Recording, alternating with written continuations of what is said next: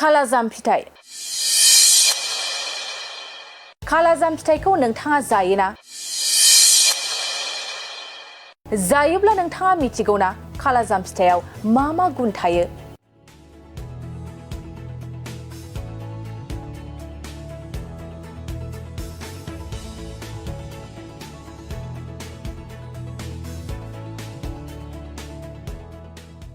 खालाजाम फिथाइयाव गोबां गुनफोर थायो जाय जोंनि देहायाव गोबां मुलाम्फा खालामो। खालाजाम फिथाइयाव केल'रिस 15.5 ग्राम carbohydrate, 18 milligram vitamin C, 55 milligram potassium आरो 1.4 मिलिग्राम आयरन थायो।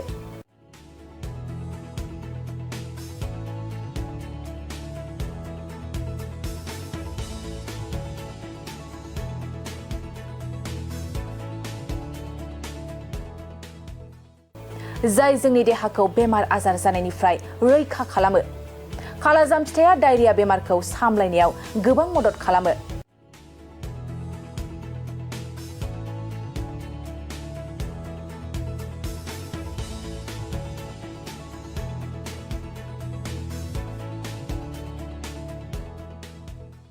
आरो बियो गोग्गो हिमोग्ल'बिननि थाखोनि थाखाय गोनांथार, जाय एनेमियाखौ होबथानायाव हेफाजाब खालामो। लोगोसे खालाजाम फिथाइया जोंनि बिगुरखौबो मोजां खालामनानै लाखियो आरो जोंनि लिरथायखौबो खमायनायाव हेफाजाब होयो। बेनि अनगायैबो खालाजाम फिथाइखौ थै गैयै सुबुंफोरा जायोब्ला बेयो देहायाव थैखौ गोबां बारायनायाव हेफाजाब खालामो। नोंथाङा खालाजाम फिथाइनि मुलाम्फाखौ मोननो थाखाय सानसेयाव 100 ग्राम खालाजाम जानो हायो। खालाजाम फिथाइ खालाजाम फिथाइखौ नोंथाङा जायोना? जायोब्ला नोंथाङा मिथिगौना खालाजाम फिथाइयाव मा गुन थायो?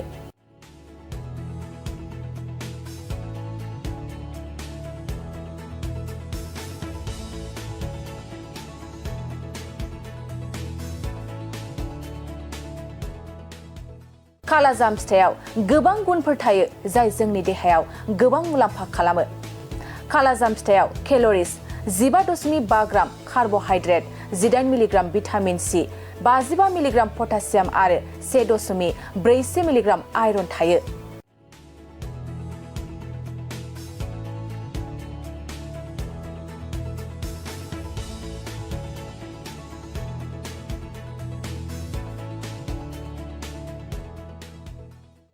जाय जोंनि देहाखौ बेमार आजार जानायनिफ्राय रैखा खालामो।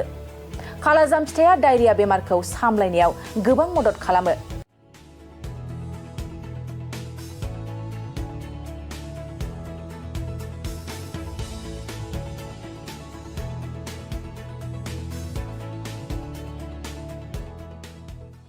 आरो बियो गोग्गो हिमोग्ल'बिननि थाखोनि थाखाय गोनांथार, जाय एनेमियाखौ होबथानायाव हेफाजाब खालामो।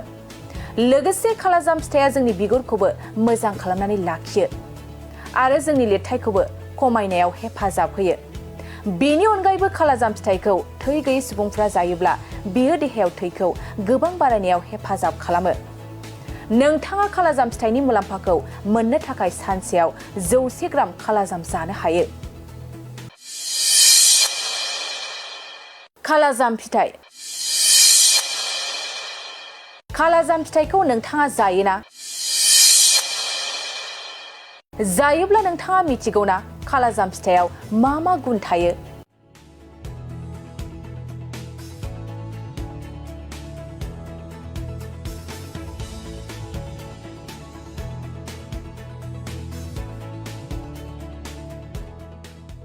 खालाजाम फिथाइयाव गोबां गुनफोर थायो जाय जोंनि देहायाव गोबां मुलाम्फा खालामो।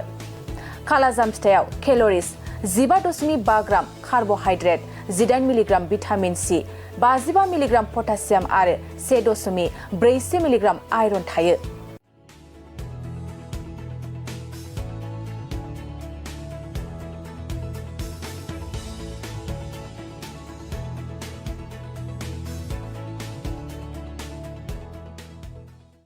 जाय जोंनि देहाखौ बेमार आजार जानायनिफ्राय रैखा खालामो।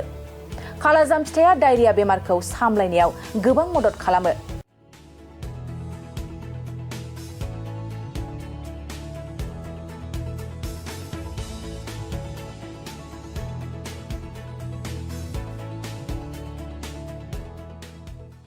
आरो बियो गोग्गो हिमोग्ल'बिननि थाखोनि थाखाय गोनांथार जाय एनेमियाखौ होबथानायाव हेफाजाब खालामो।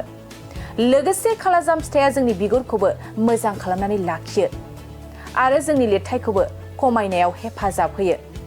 बेनि अनगायैबो खालाजाम फिथाइखौ थै गैयै सुबुंफोरा जायोब्ला बेयो देहायाव थैखौ गोबां बारायनायाव हेफाजाब खालामो। नोंथाङा खालाजाम फिथाइनि मुलाम्फाखौ मोननो थाखाय सानसेयाव 100 ग्राम खालाजाम जानो हायो। खालाजाम फिथाइ।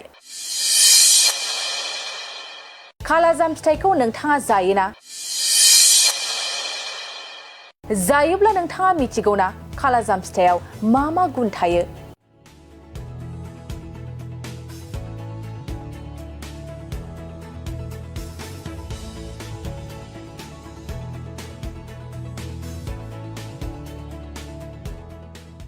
खालाजाम फिथाइयाव गोबां गुनफोर थायो जाय जोंनि देहायाव गोबां मुलाम्फा खालामो। खालाजाम फिथाइयाव केल'रिज 15.5 ग्राम carbohydrate, 18 milligram vitamin C, 55 milligram potassium आरो 1.4 मिलिग्राम आयरन थायो।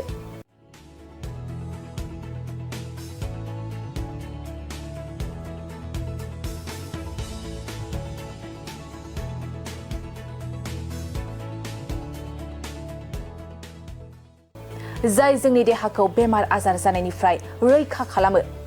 खालाजाम फिथाइया डायरिया बेमारखौ सामलायनायाव गोबां मदद खालामो।